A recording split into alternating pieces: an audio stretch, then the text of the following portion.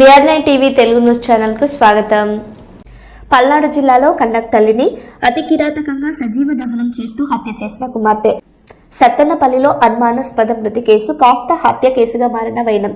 కన్నతల్లిని కుమార్తె చంపిందని విచారణలో తేలడంతో ఆశ్చర్యపోయిన పోలీసులు సత్తెనపల్లి క్రిస్టియనిస్ట్లో ఈ నెల 8న ఒంటరి మహిళ రమాదేవి వెల్లంతా కాలిన గాయాలతో సజీవ దహనం అయింది. పోలీసులు మరణ సమాచారాన్ని కుమార్తెకు తెలియజేసిన ఆమె సరైన రీతిలో స్పందించకపోవడంతో అనుమానించిన పోలీసులు సీసీ కెమెరాల ఫుటేజ్తో రమాదేవి చనిపోయిన సమయంలో ఆమె కుమార్తె అక్కడే ఉందని నిర్ధారించుకున్న పోలీసులు కూతురు కోసం ప్రత్యేక బృందాలతో గాలింపు చర్యలు చేపట్టి అదుపులోకి తీసుకుని విచారించారు.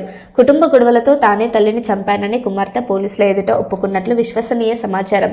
తల్లికి టీలో సిట్రిజన్ టాబ్లెట్లు వేసి ఆమె మత్తులోకి వెళ్లిన తర్వాత చీరలు ఒంటిపై వేసి పెట్రోల్తో నిప్పంటించిన కుమార్తె.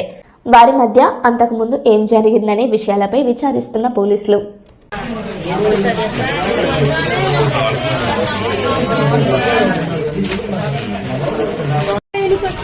ఫోన్